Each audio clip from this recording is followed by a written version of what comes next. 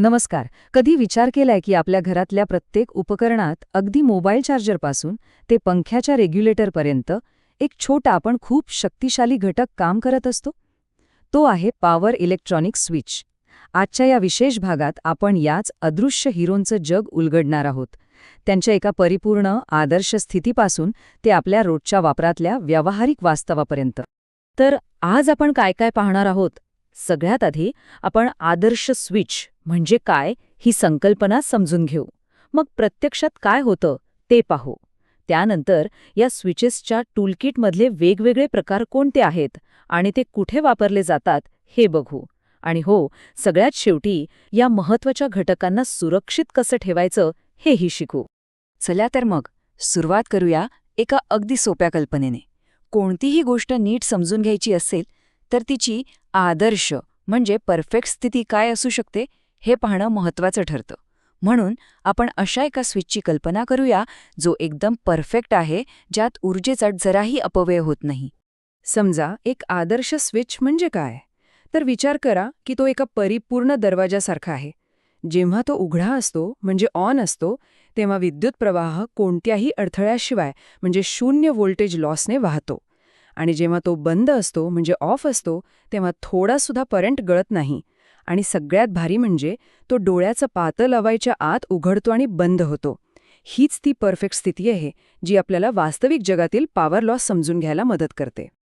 बरं, हे सगळं झालं थिअरीबद्दल, एका परफेक्ट जगाबद्दल.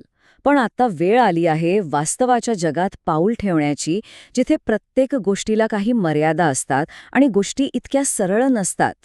मग प्रश्न हा येतो की खऱ्या जगात काय होतं, जिथे कोणतीच गोष्ट 100% परफेक्ट नसते? हाच तो महत्त्वाचा प्रश्न आहे, कारण ह्याच्या उत्तरातच आपल्याला व्यावहारिक स्विचेसच्या मर्यादा आणि त्यातून तयार होणारी आव्हानं समजतात. आता ही स्लाइड बघा, इथेच सगळी गंमत आहे. डावीकडे बघा, आदर्श स्विचची वेव्हफॉर्म किती छान, एकदम चौकोनी आहे.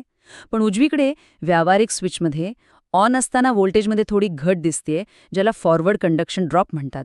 तसंच ऑफ असतानाही थोडा करंट वाहतोय आणि स्थिती बदलायला थोडा वेळही लागतोय. या सगळ्या छोट्या छोट्या गोष्टींमुळेच ऊर्जेचा अपव्यय होतो. म्हणजे थोडक्यात काय, तर आदर्श स्विचमध्ये पॉवर लॉस 0 असतो, पण प्रत्यक्षात थोडा व्होल्टेज ड्रॉप होतो, थोडा करंट लीक होतो आणि त्यामुळे पॉवर वाया जाते. आणि इंजिनियर्सचं मुख्य काम हेच असतं की ह्या त्रुटी कमीत कमी ठेवून कार्यक्षम सर्किट्स बनवणं. चला, आता एक मजेशीर गोष्ट पाहूया. आपण या सगळ्या पॉवर स्विचेसकडे एका इलेक्ट्रिशियनच्या टूलकिटसारखं पाहूया. कसं? कारण जसं प्रत्येक कामासाठी एक विशिष्ट हत्यार लागतं, तसंच प्रत्येक इलेक्ट्रॉनिक सर्किटसाठी एका विशिष्ट नियंत्रणाची पातळी असलेला स्विच लागतो. हे बघा, हे मॅट्रिक्स म्हणजे आपल्या टूलकिटचा एक प्रकारचा नकाशाच आहे. यात मुख्य 3 गट आहेत. पहिला म्हणजे अनियंत्रित, म्हणजे ज्याच्यावर आपलं काहीच नियंत्रण नाही. दुसरा आहे अर्धनियंत्रित, म्हणजे ज्याला आपण चालू तर करू शकतो पण बंद नाही करू शकत. आणि तिसरा पूर्ण नियंत्रित, ज्यावर आपलं पूर्ण नियंत्रण असतं. हे वर्गीकरणच योग्य कामासाठी योग्य स्विच निवडायला मदत करतं.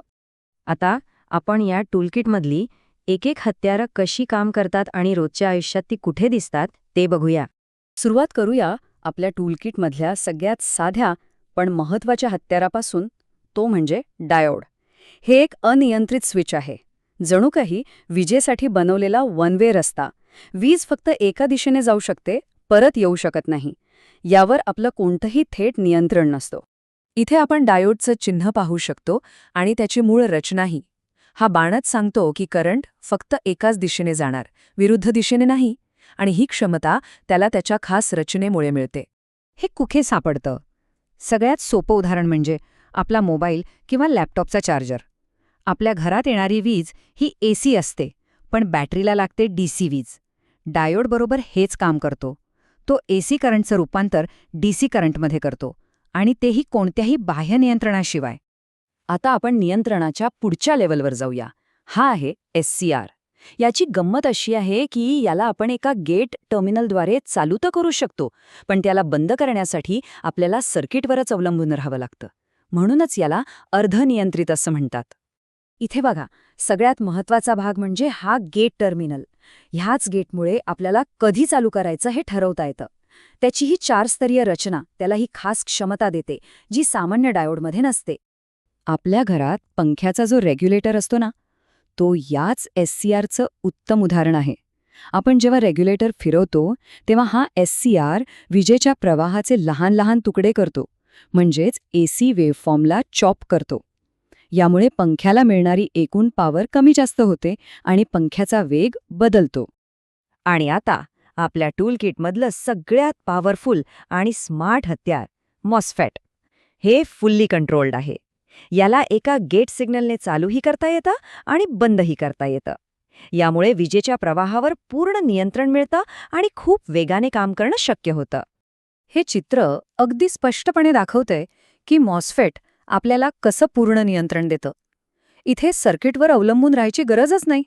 पाहिजे तेव्हा ऑन करा, पाहिजे तेव्हा ऑफ, हेच याचं वैशिष्ट्य आहे. आणि या क्षमतेमुळेच मॉसफेट UPS सारख्या उपकरणांमध्ये खूप महत्त्वाचं ठरतं.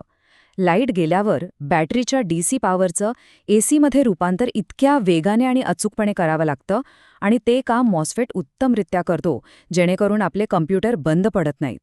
बरं, ही सगळी हत्यारं तर खूप कामाची आहेत, पण जसा कोणताही चांगला मेकॅनिक आपल्या हत्यारांची काळजी घेतो, तसंच या इलेक्ट्रॉनिक घटकांनाही सुरक्षित ठेवणं खूप गरजेचं आहे. नाहीतर ते खराब होऊ शकतात. चला पाहूया ते कसं करायचं. हे स्नबर सर्किट म्हणजे काय? तर समजा गाडीचा शॉक ॲब्झॉर्बर. जेव्हा स्विच अचानक ऑन किंवा ऑफ होतो तेव्हा व्होल्टेजचा एक मोठा झटका बसतो, जसा रस्त्यावरच्या खड्ड्यात गाडी आदळल्यावर बसतो. हा स्नबर सर्किट तो झटका स्वतः शोषून घेतो आणि स्विचला वाचवतो. याच्याशिवाय स्विच खराब होण्याची शक्यता खूप वाढते. फक्त स्नबरच नाही, तर इतरही काही बॉडीगार्ड्स आहेत. जसं की व्होल्टेज अचानक वाढला तर त्याला रोखायला वॅरिस्टर, करंट जास्त झाला तर सर्किट तोडायला फ्यूज, आणि सगळ्यात महत्त्वाचं म्हणजे जास्त गरम होऊ नये म्हणून उष्णता बाहेर फेकणारं हीट सिंक. ही सगळी यंत्रणा मिळून या घटकांना सुरक्षित ठेवते. तर आता पुढे काय? तंत्रज्ञान इथेच थांबत नाहीये. आता सिलिकॉन कार्बाईडसारखे नवीन मटेरियल्स येत आहेत, जे जास्त कार्यक्षम, जास्त वेगवान आणि जास्त तापमानातही काम करू शकतात. हेच तंत्रज्ञान आपल्या भविष्यातील इलेक्ट्रिक गाड्या आणि सौर ऊर्जा प्रणालींना आणखी प्रभावी बनवणार आहे. तर मग जाता जाता एक प्रश्न. जशी आपली ऊर्जेची गरज आणि कार्यक्षमतेची भूक वाढत जाईल, तशी ही नवीन स्मार्ट हत्यारं आपल्या वीज वापरण्याच्या आणि नियंत्रित करण्याच्या पद्धतीत कसा बदल घडवून आणतील? विचार करायला लावणारी गोष्ट आहे, नाही का?